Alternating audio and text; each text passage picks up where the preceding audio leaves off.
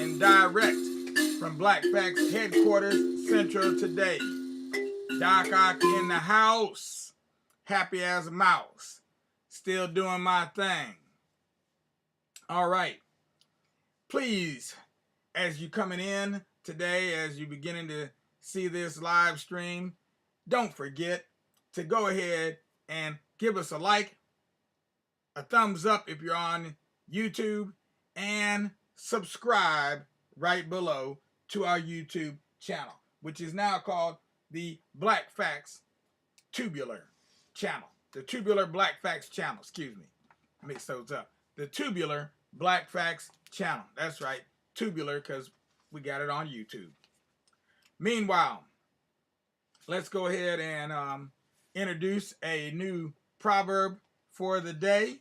See what proverb we have for today coming up. Let's see. From the Book of Wisdom, wise sayings from African countries. Let's see what we have today. Oh, hey, here's a good one here. Anticipate the good so that you may enjoy it.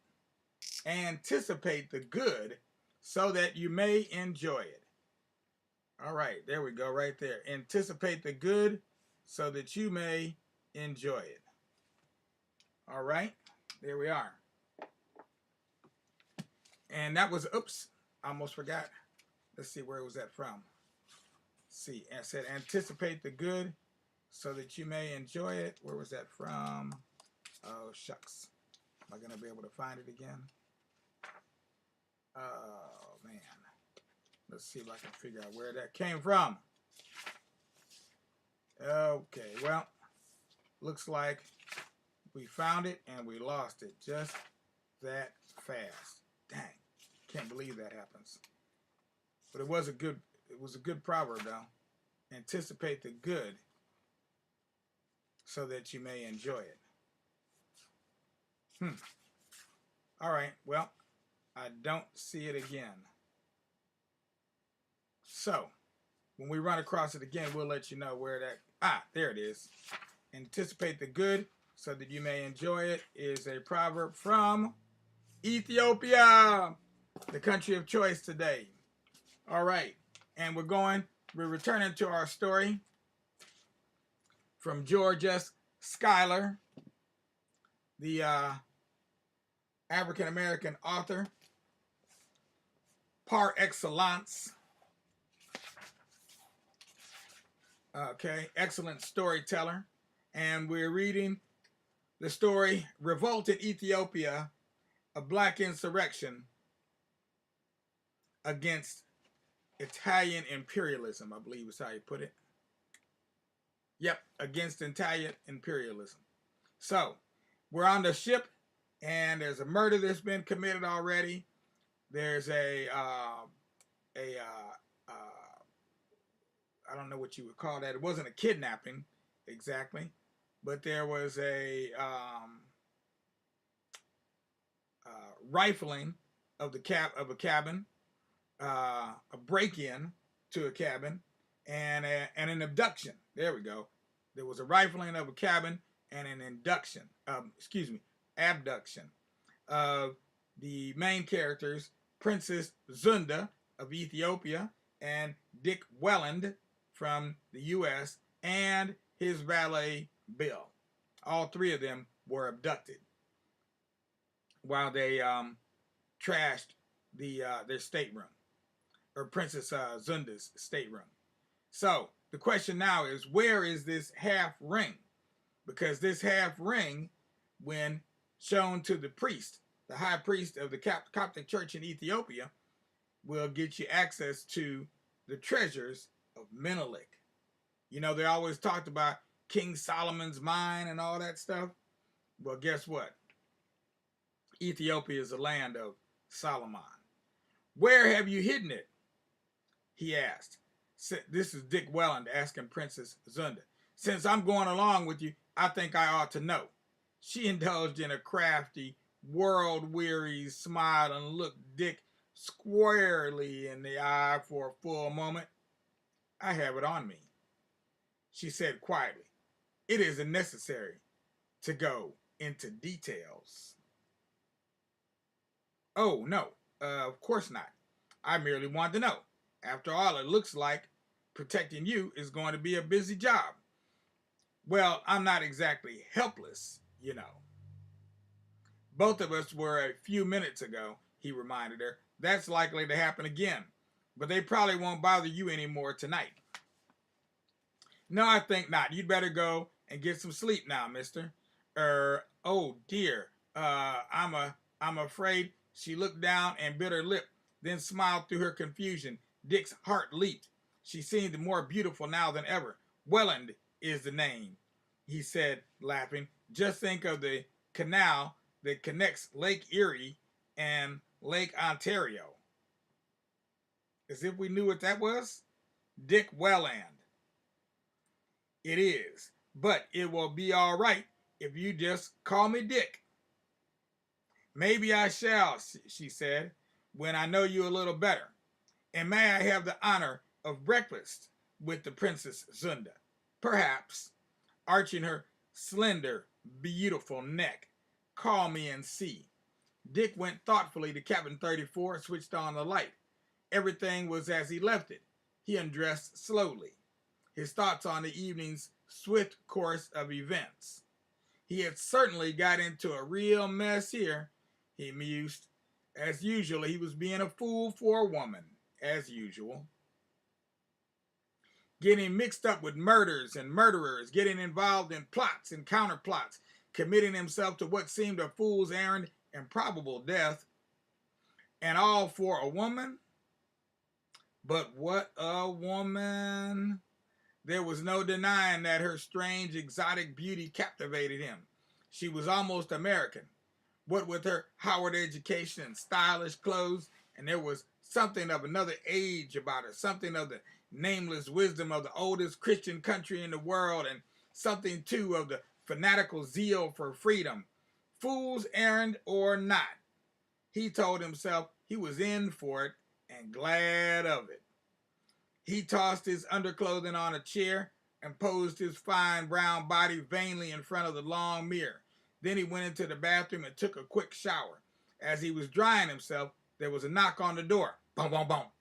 He threw on his robe, wondering with a frown, who could it be? He opened the door, and to his surprise, there was Ras Restagusa, whose dissipated face was wreathed with an apologetic smile. Really, Ras Resta? Well, said Dick, standing directly in front of the door, to what am I indebted? Your Highness, for the pleasure of your presence.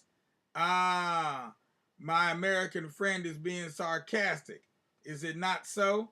Nope, I just want to know what you want, sir.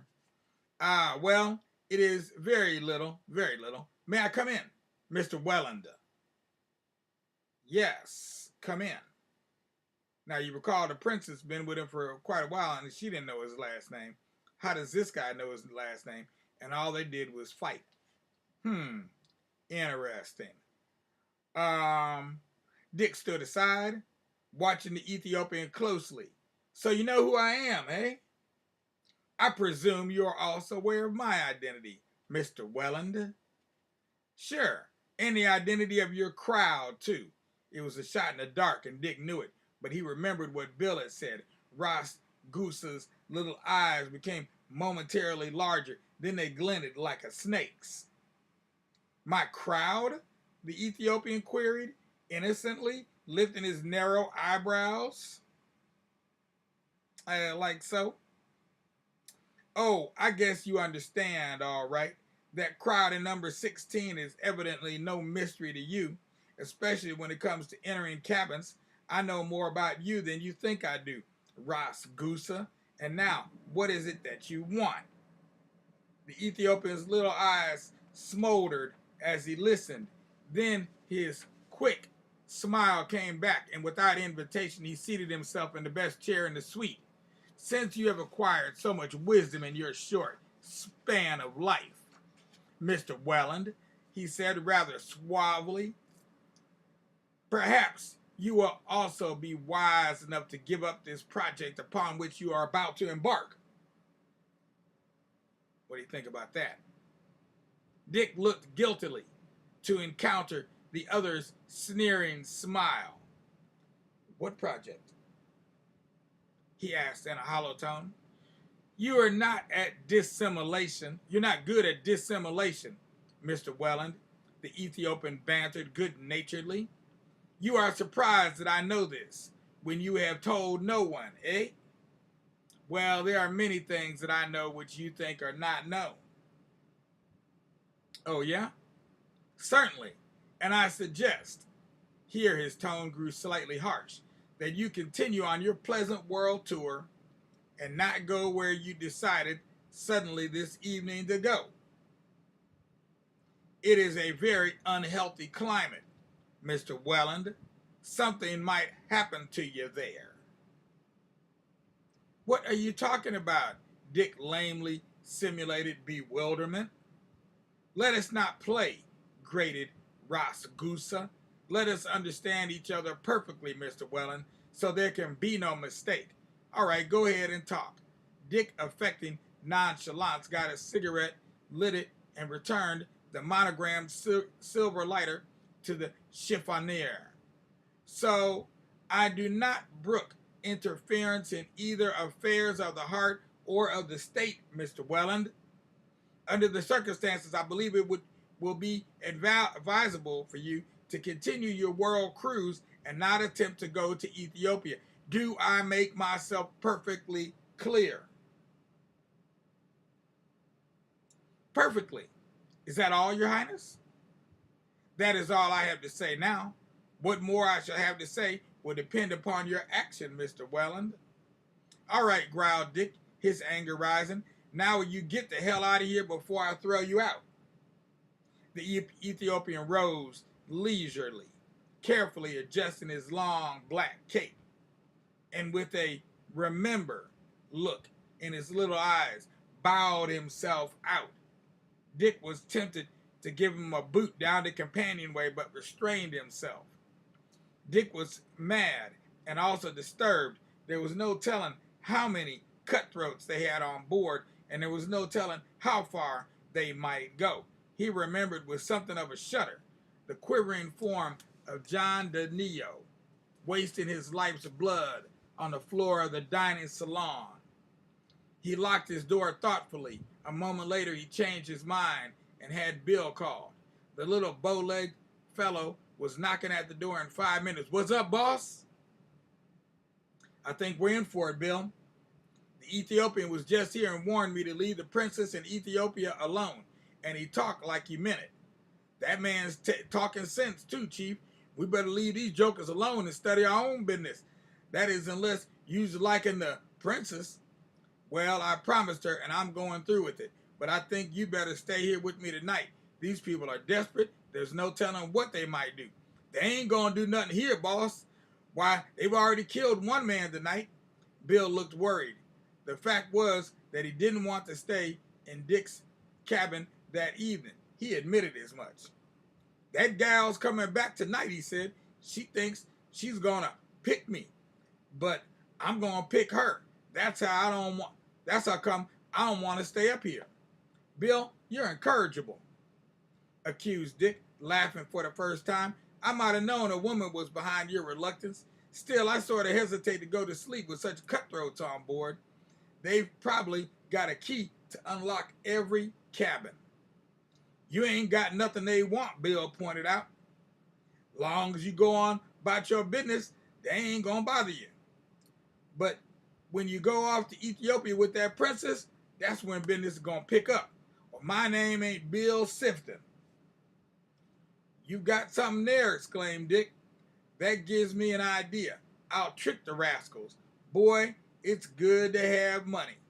Galvanized into activity, he rushed to the writing desk, grabbed a pencil, and carefully wrote on a sheet of paper while Bill Sifton gaped wonderingly. He rang for the steward, then folded the paper and placed it in an envelope, which he sealed with wax and stamped with his signet ring.